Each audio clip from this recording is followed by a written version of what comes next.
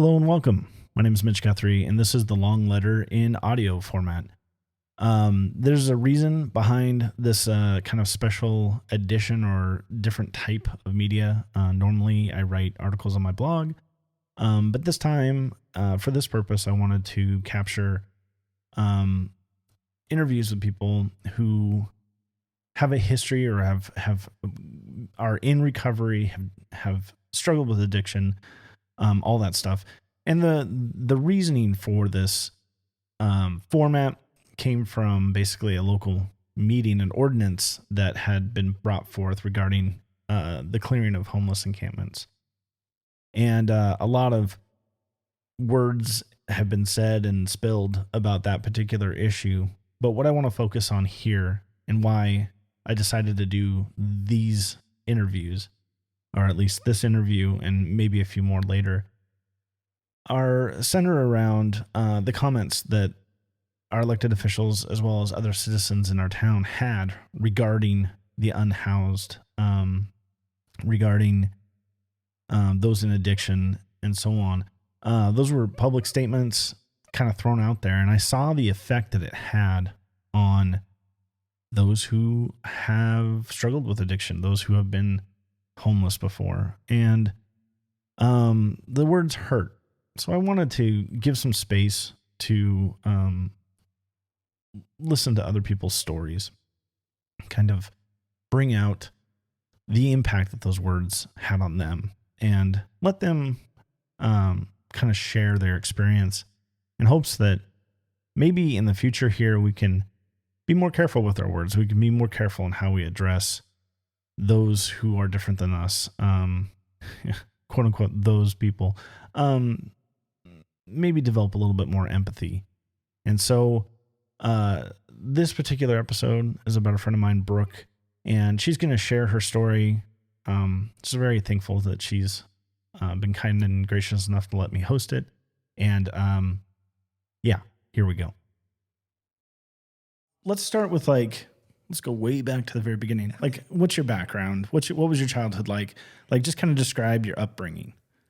I was a military brat whose parents got separated when I was like 3. I grew up with a dad who didn't want to be a father. And when they separated, my mother got together with a man who caused a lot of trauma. They were together for like over 14 years.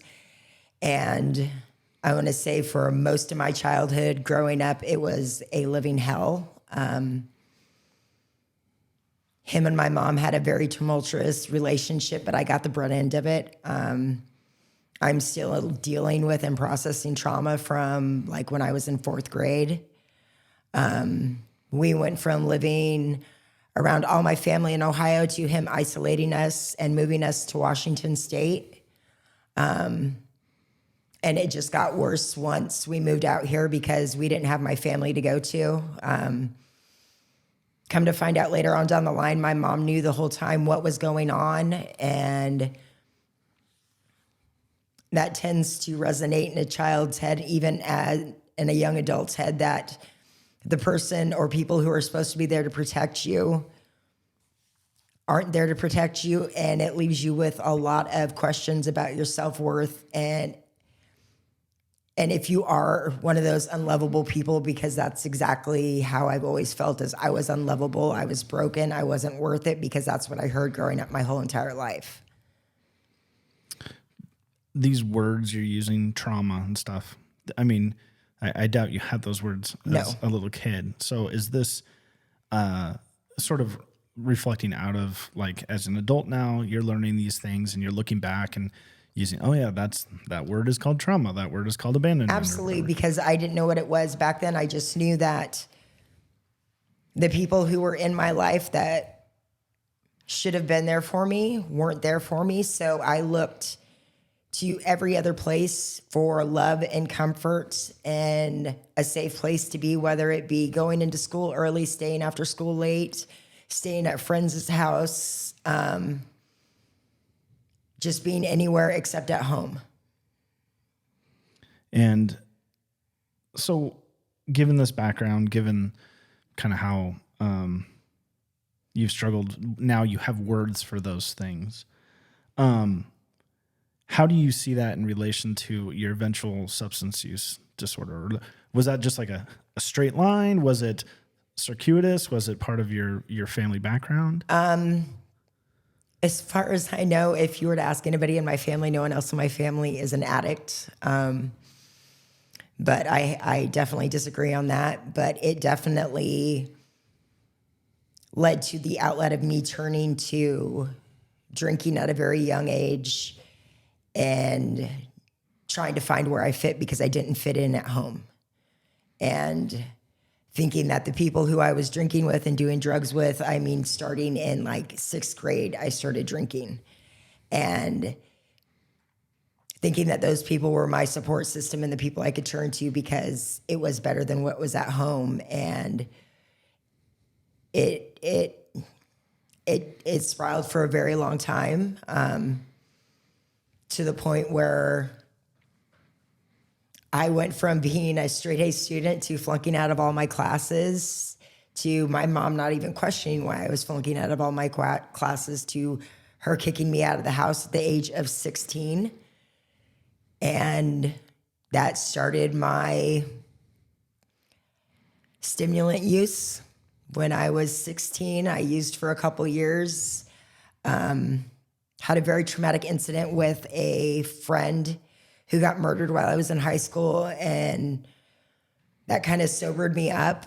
Went back home, and then my mom and I got into it again, and she sent me to live with her ex-boyfriend now, who lived down in Vancouver, and it just continued with the stuff that I was dealing with as a young child.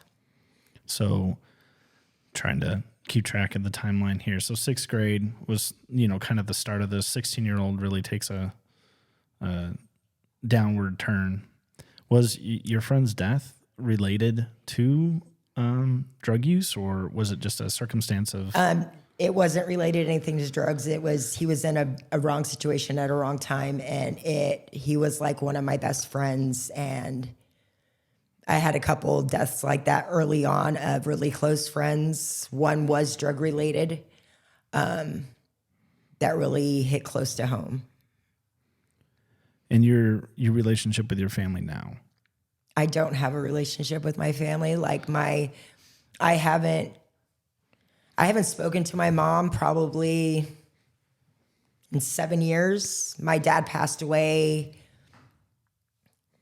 I want to say almost 4 years ago. There was a man who was the only person I ever really truly considered my dad, who, because of him, like he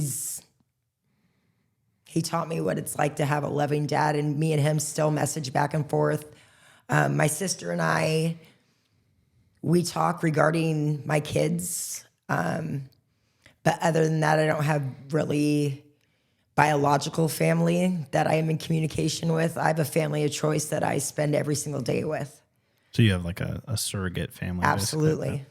And like, how did that family come to be? Like, what brings that surrogate family together? Did you choose them? Did they choose you? Is it both? I could honestly say that's a God shot. I was on the streets in Olympia, and somehow we ended up, and me and my now ex-husband ended up here in Centralia, and something drew us together. And they've been a part of my life for, I couldn't tell you exactly how many years, but they saw me in active addiction. They saw me when I was trying to get clean, and they never turned their back on me. Like, unconditional love is what I found when I started getting services through Gather. And it wasn't even that. It was not even receiving services. It was being treated as a human being in the midst of everyone else looking through you when you're like you're invisible. Mm-hmm. And at what point, I mean, I don't even know if this is the right term, so I'll throw it out there and you can kind of course correct here, but was there a sort of lowest point that you had, or was it kind of a string of low points, or was it, what was it that, like, other than, you get here, you get connected to services, you start developing this surrogate family, as we're calling it. What pushed you personally toward who you are today, to the change that on the road to recovery, if you will? What pushed me? Okay, so this was, let's see, my oldest son. He is 16. I was in a very abusive relationship, turned into a marriage. And it was DV pretty much from the get-go. Domestic violence. Correct. I got pregnant with my son, and like, it didn't matter if I was pregnant or not. Like, he still put hands on me. I still put hands on him. And it was horrible. My kids have seen things that no kids should see.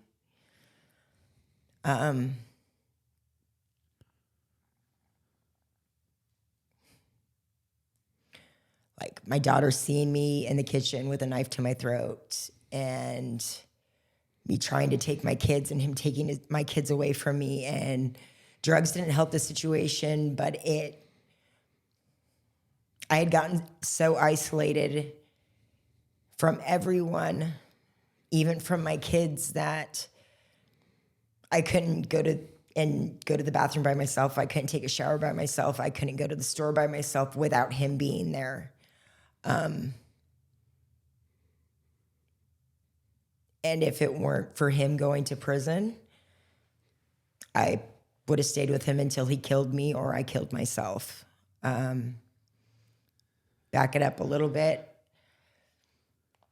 We lost our housing, and in the process of losing our housing when we lived in Raymond, my family stepped in and took my kids, which at the time was the hardest thing, because still to this day, I still have nightmares of listening to my daughter scream as my mom was taking her away. Went to treatment after that. Stayed clean for almost a year. But I didn't have stable housing. I was living in a shelter in downtown Olympia, and my kids were going back and forth between my mom and my sister and other family. Was the option for treatment, was that driven by wanting to get your kids back? Yes. Was it mandated by, an authority or something? It wasn't mandated at all. I've never, out of all the times that I've been to treatment, it has never been court ordered. It has always been because I've wanted it. But if anybody knows anything about addiction, like, when that monster starts calling again, you go back to it. It is, people talk about how they lose every single thing. I gave everything away. Every time that I got high, I knew what I was doing. I knew that even when I was high as a kite, I was choosing that over everything in my life. I chose it over my kids. I chose it over my family. I chose it over myself. I continued to let myself get put into bad situation after bad situation after bad relationship.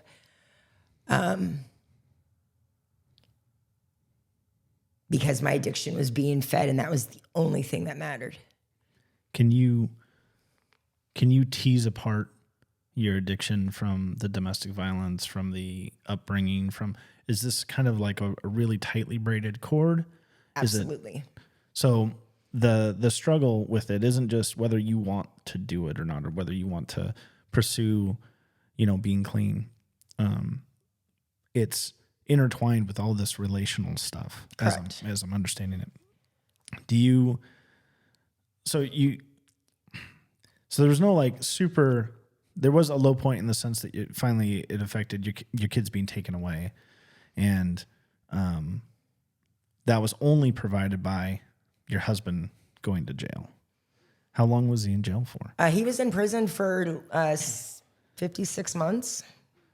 And when he got out, was there an issue there, or? When he got out of, no, when he got out, we were divorced. I got divorced while he was incarcerated. He went to prison for 4 protection order violations. And if that wouldn't have happened, he would have ended up killing me, or I would have ended up killing myself, because that's where it was at. I didn't care anymore because I wasn't a person anymore. I was a human body walking around, but every ounce of my being, I didn't have any longer. I literally would stare at the ground and not talk to anybody. I would walk behind him and not talk to anybody, because if I talked to anybody, whether it be a guy or a girl, there was something going on.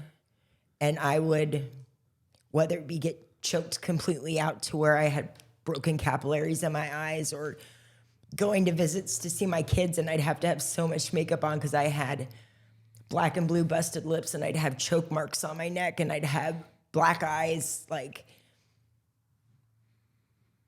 there was nothing left of me. I would pray every night that I wouldn't wake up in the morning, because it was better than what the day was going to be. Would you say, I mean, trying to process all this while I'm listening to you here. It just sounds like an almost utter hopelessness. Like there's nowhere you can go. There's nothing you can, like, you just, like, you were at that end where death is a better option than continuing in your day to day. Correct. And that's all integrated with the husband and the domestic violence and that, as well as, would you say then that your substance use was related to an escape of some sort? Or absolutely, because I didn't want to have to feel like I was already dead inside. So what was the point of having to feel the shame and the guilt and the embarrassment? And like, I didn't recognize myself. I wasn't me. I was completely checked out. I was vacant. There was nothing left of me. And if me getting high was the only way that I could make it through the day, then that was the way that I was going to make it through the day. And how, like, while you're going through this, what's your self-perception? Like, how did you see yourself? Did you see yourself as a victim? Did you see yourself, were you angry? Were you like, what, even, before, during, after, how has your self-perspective changed as you've gone through addiction and recovery? During addiction and like DV, I believed everything that my husband was telling me. I believed that it was my fault. I believed that I was worthless. I believed that everything that happened was because of something that I did. And the shame, the guilt, the embarrassment, the detachment, the self-loathing, that's something I've struggled with for a very long time, even when I wasn't in active addiction. I'm now to the point where I have my days where I believe that I'm truly worth it. But there are most days where I still have so much anxiety. And when that starts rambling around in my head, I still question if I'm worth it. Am I making a difference? Am I truly loved? Why would anybody waste their time on me? Do you feel that, obviously your ex-husband's view of you will always kind of be there in the background? Is that so? What ultimately? Well, first of all, let's take a step back. How many times had you attempted getting clean recovery? 5-6 times. And I have a story. I actually didn't ask my wife to share the story, but I'm going to do it anyways.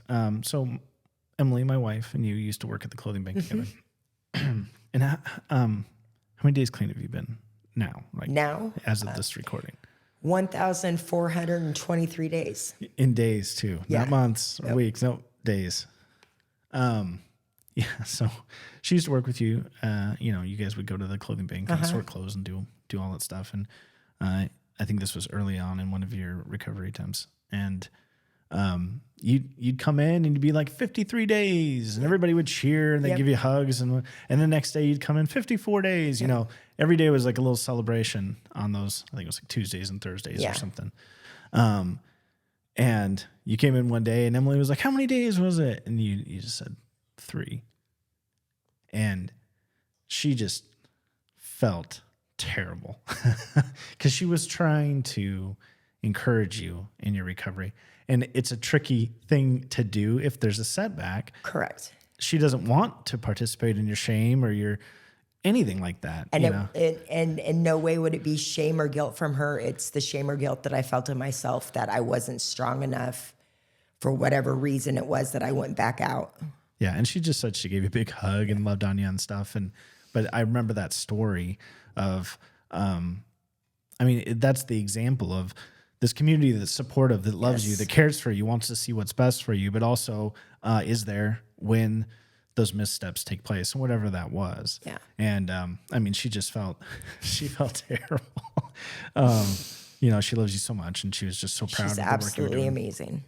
So what would you say was probably, if it's hard, I know I get it's going to be a tough question to put your finger on here, but what was the most effective thing toward your process of recovery? Like what would you say is, I don't know, a turning point, or, it could be something small, big, whatever it is, but. A turning point in my recovery, I could honestly say the thing that changed everything was when, I don't even know if I can use their names on here. Let's just, When, first names only, maybe, I guess. when Tris and Dan were gifted a motorhome and they allowed me to live on it on their property because I had a safe place to go at night that I knew I could lock the door and I didn't have to worry. It was a space where I could decompress. It was a space where I could be myself and not have to be high and stay up all night to make sure that my stuff wasn't taken. It was a place where I didn't have to worry about someone coming and trying to violate me. It was a safe space where I knew that the people who were also on the property actually cared about my well-being and saw me at some of my lowest points in my life and never turned their back on me. It was a home. It was a home, and I hadn't had a home. I wouldn't even say that when my husband and I were together, we had a home because it was war. Yeah, it wasn't safe. No. So I'm going to say 14 years, I didn't know what a home was. And Tris and Dan gave you a home. Yes. And in a sense, was the beginning probably of the surrogate family that you've talked about. Absolutely. And safety? More safety than I've ever felt.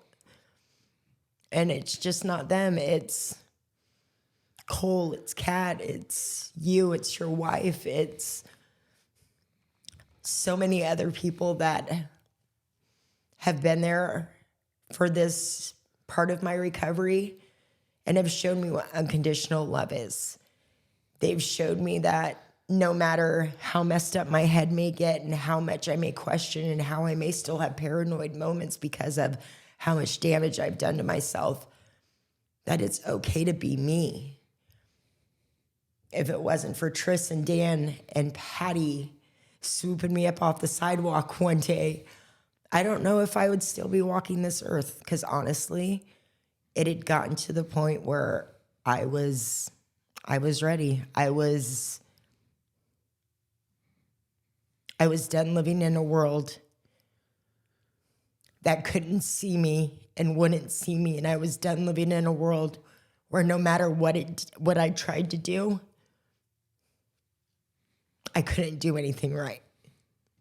I couldn't get that first help up. I couldn't, because there was always a program that I could fit into, but there was always something that caused me not to be qualified for the program. I didn't have my kids. I wasn't a felon. The system's broken. It's way broken, to put it mildly. That leads into a lot of stuff. I just expands from here.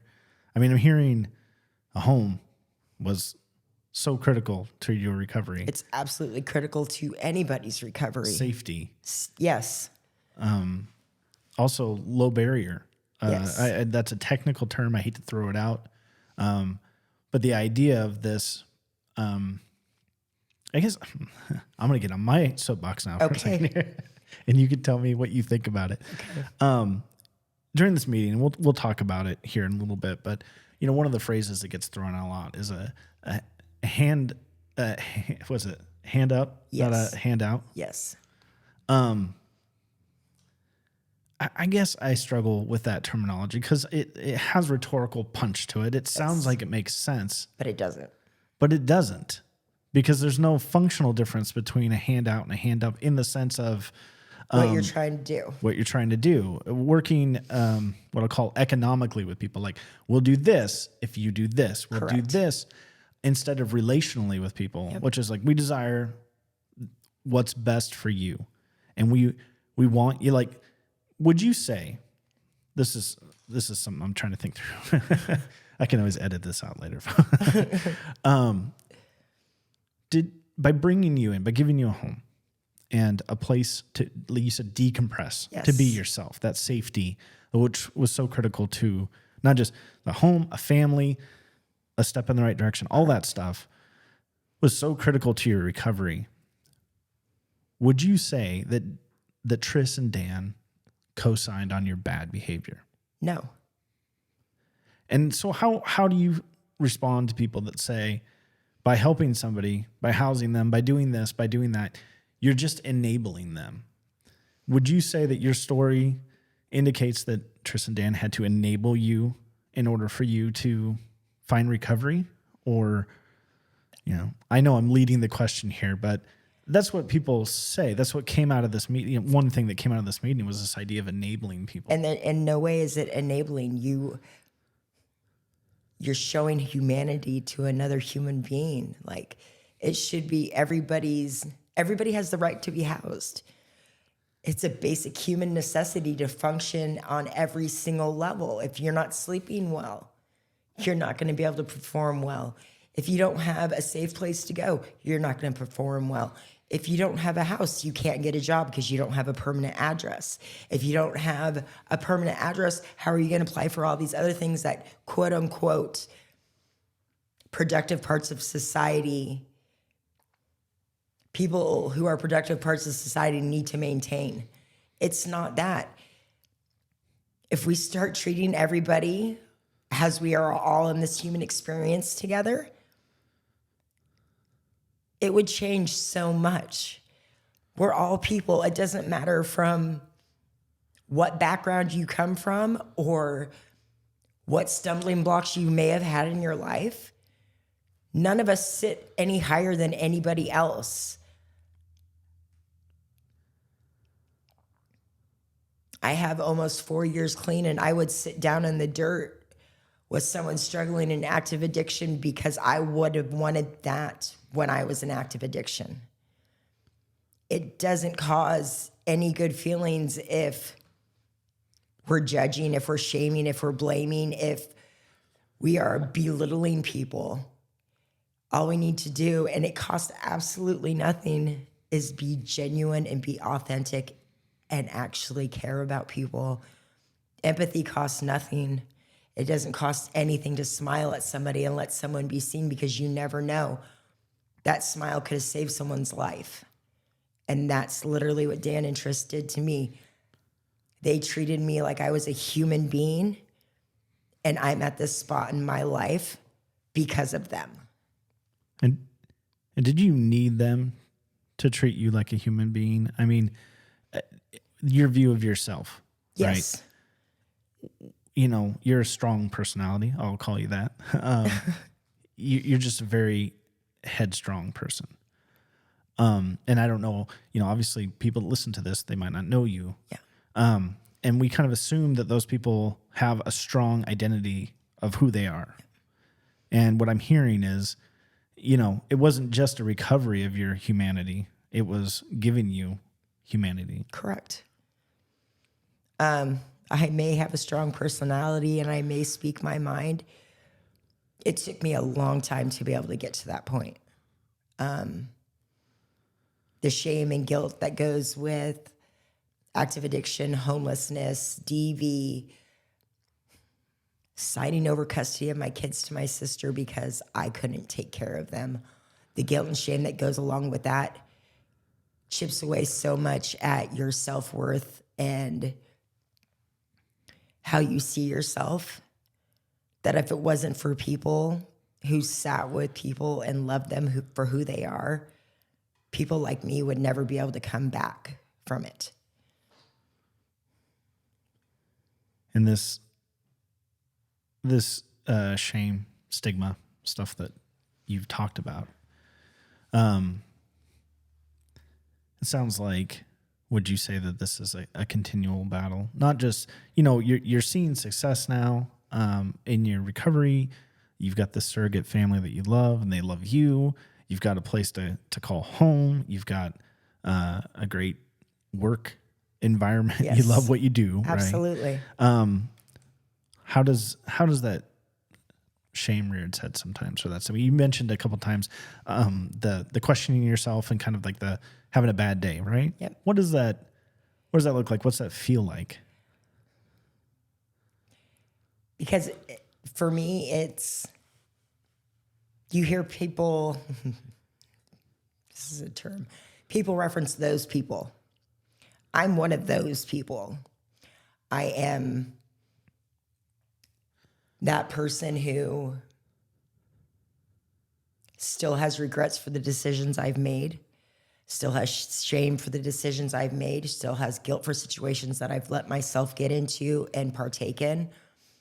And when people refer to us as those people, It's dehumanizing. it's more than that. Like, you're literally saying that we're not the same as every other person walking around here on the planet. And we are. We just have had different choices that we've had to make in our lives because of whatever situation that have caused us to go down different paths. People have a lot to say about lives that they've never lived. And that's the hardest part, because they're the ones who put the most shame, the most guilt out there on people who have struggled with, whether it be mental health, addiction, DV, you name it. And these are people who have never, ever probably, or ever will, because I hope that no one, I never would wish this upon anybody. These are lives that they will never, ever lead. And you can't talk about someone's journey unless you've been on that. You can say all you want to, but you're coming from a place of, ignorance. If you choose to say how someone should live in a life that you've never lived, you're speaking from absolutely no intelligence. It's myself, and I could rattle off probably hundreds of, not thousands of people that I know that are in active addiction who make choices and have had to make choices that still probably until the dying day will never ever sit well with them. Yeah, I've written about that recently of, people look at somebody who's unhoused and dealing with addiction and going, oh, their choices are terrible, right? But they're actually making some logical decisions, even if all of their options are worse and worser. Yes. This idea that they have some sort of, ability to make the choices that others do is a very privileged, I guess I would say, perspective. Correct. And what I'm hearing is that in all of this, and I'm learning this. I'm learning so much about this with my experience through Gather and the friendships I've made, is one, having humility to recognize that we can't see what other people going through. I've never experienced domestic violence. My mom has. I've made a one-off joke here and there about I come from a long line of alcoholics and wife beaters. And in one sense that's true, but in another sense, I've been removed from that. It's not something I directly experienced. And then the other side of that, what I'm hearing when you're talking about how people have responded, what they're doing, is the lack of empathy. Absolutely. They project onto you this sort of idea of what they think you should do, completely devoid of your history, of your background, of your trauma, of your loss. I mean, let's talk about loss for a second. How many friends have you lost to substance use disorder? Ballpark, and this isn't even, I'm going to say 15 to 20.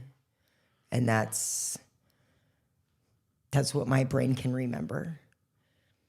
And when you find out, I mean, recently somebody passed away that you knew. How does that play out in you? Like, what are you thinking when you lose somebody? It's one more person. It's a dad, it's a brother, it's a son, it's another human being whose life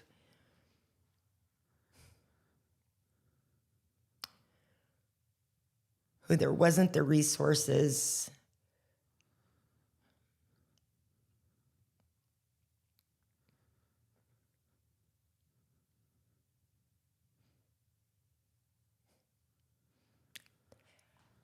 that lost their life to an epidemic that is sweeping a nation, and it's tragic. It's tragic that it's not just low class, whatever you want to call it. It's tragic that middle school kids are dying. It's tragic that we can't do anything about it. It's tragic that people in our communities, the organizations, can't come together and help each other try to stop this. It's tragic to come to work and find out that you've lost another friend. It's tragic to know that could have been you. It's tragic that people just say, oh, it's another junkie. It's tragic that they dismiss it like it's not even a person who died. It's just another junkie on the streets. Good riddance. There's one less homeless person out there, one less unhoused person out there. And that's unfair. It's unfair because that person lost their life. And a family has to mourn that. And people with their harsh words and their criticisms and their look down their nose from their ivory tower, and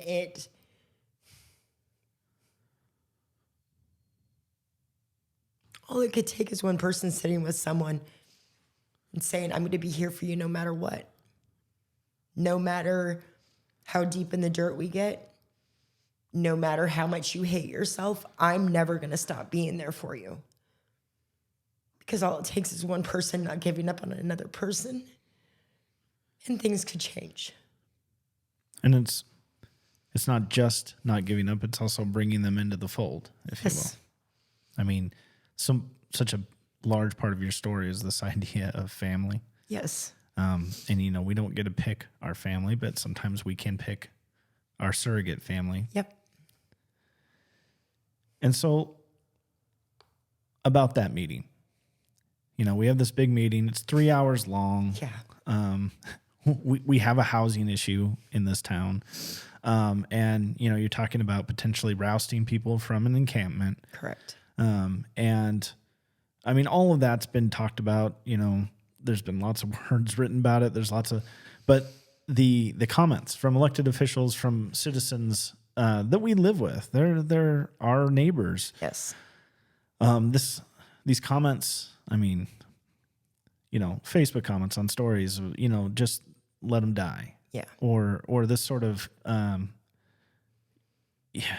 you said those people, right? Yeah. The terminology we use. I've been trying to be very careful.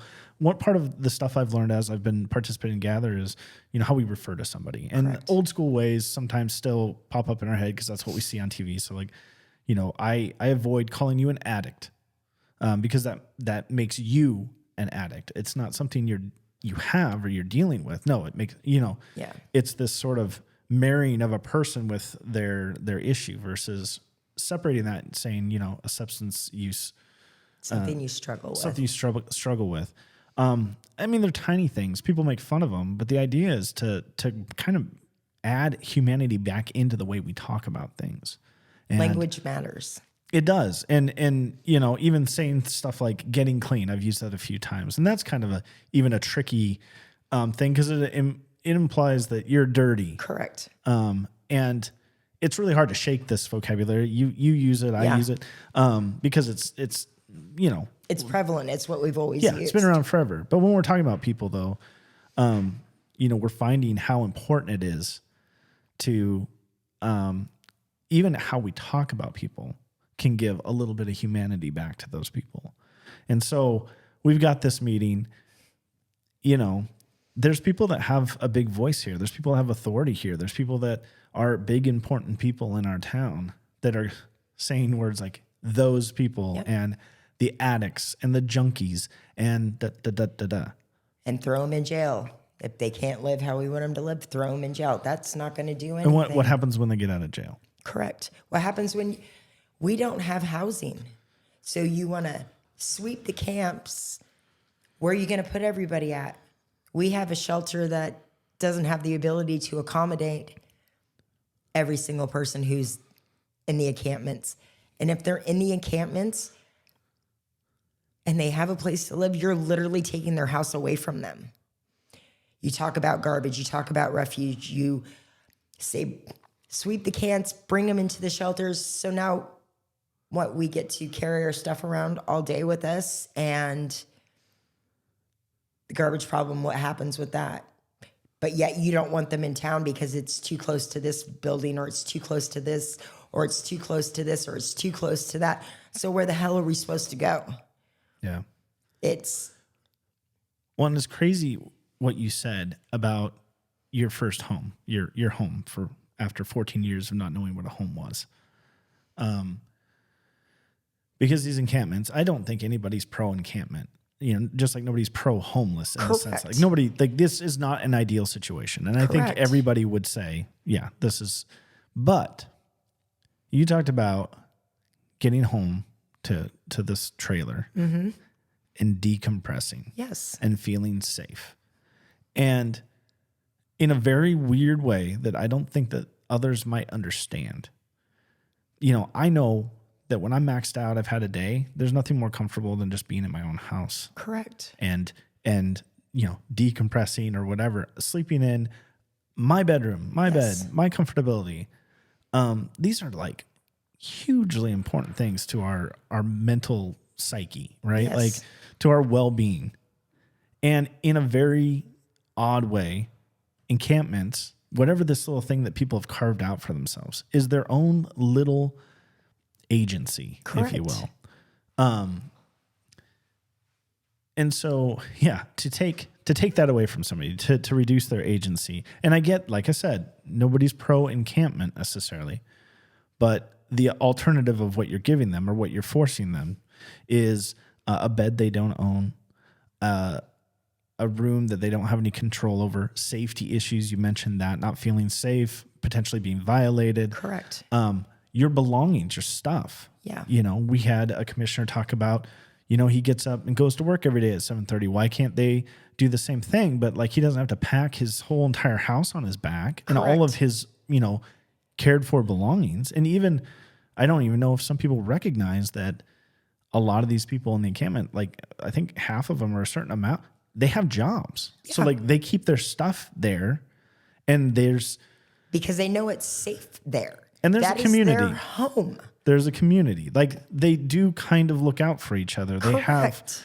I've heard that there's always some sort of problem with the cops or whatever, but my experience has been they police themselves. Yes. There's a sort of like guild, if you will. They band together. Yes. and they build this community even in its least ideal way. Correct. There's a hierarchy to it, and I was on the streets for over 4 years, literally in a tent by the railroad tracks. And if it wasn't for those people are the ones who watched my back. Those people are the ones who took care of me. Those people are the ones that got me connected to services, to food, to know where to shower. Those people that everybody likes to disregard are some of the most genuine, caring, empathetic people I've ever met in my life. Just because they don't live in a 1,400 square foot house and they don't go and punch a time clock doesn't mean that they're any different than anybody else. I would trust my most precious things with most of the unhoused people compared to some of the people who are productive parts of the society. Yeah, it's a different monster. Yeah, relationally and everything. Yep. And that's one of the things that I've always appreciated about the community that the Gather tries to foster. You don't see, and it can happen, so I'm not going to say that it doesn't. I mean, Gather's not perfect, and we all know that. But one of the things that always struck me about the community that we have is this lack of fronting.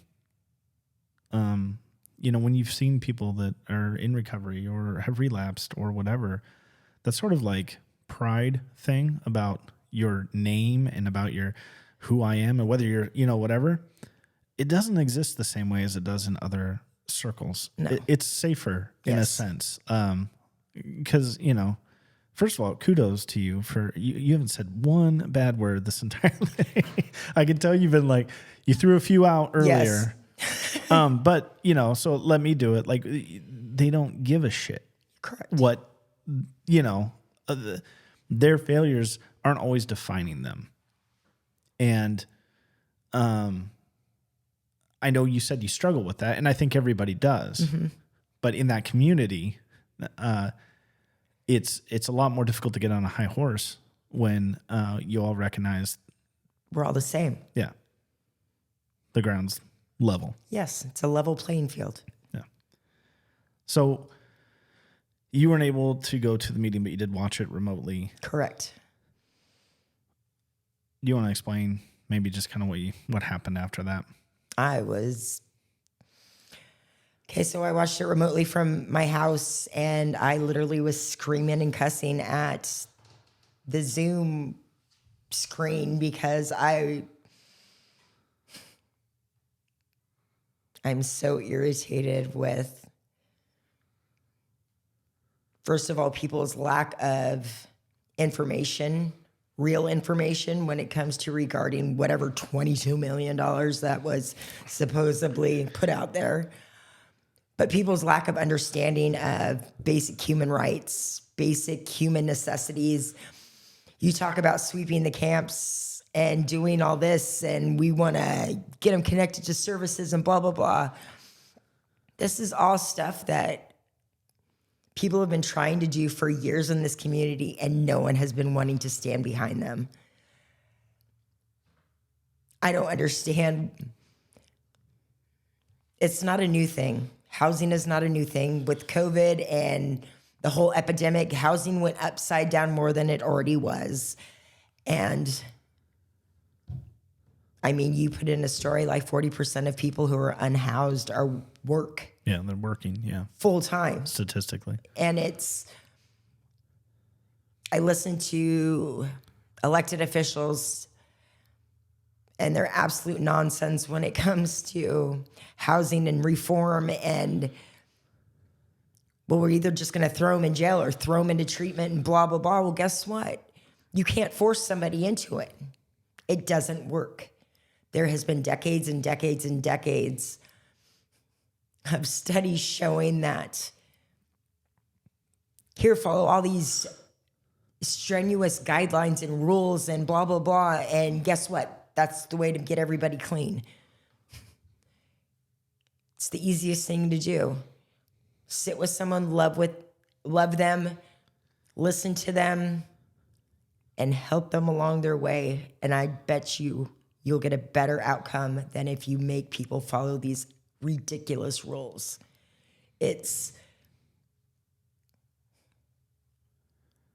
I don't know anything about the county's budget. I don't know anything about yearly fiscal stuff or anything like that. But there's enough, I can't even say that, like, if organizations should come together and get their funding together for like housing projects and stuff like that, like, it would change everything. Absolutely change everything. So if we bracket that out, because that's out of our control here, and that's going to be a whole other ball game. Yeah. Okay, Brooke's in charge here. What do we do going forward? What was most effective for you? What's most effective for the people that you're helping in their recovery process right now? Lack of judgment. That's the easiest thing right there. It's just don't be judging. Correct. Show empathy. It's not even showing it, because showing it comes out as like you're being fake. Genuinely care about people. Genuinely help people. Don't say, hey, I'm going to help you, and then turn your back and walk away. Sit with someone in the dirt, get to know them, get to know their story, get to know the struggles that they've gone through, and possibly let them open up to you so you can hear about the decisions that they've had to make, either to have food in their stomach or a warm roof over their head. This is a human experience, and we're all walking it. People struggle. Life is not easy.